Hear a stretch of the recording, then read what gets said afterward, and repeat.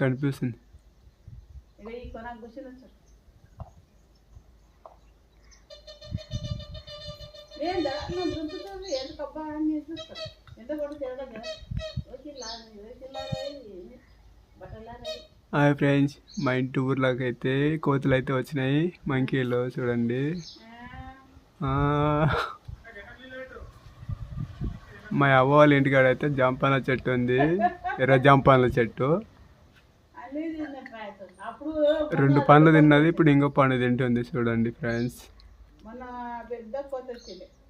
గందుక కావాలి మారేది వాడి పోయాలి.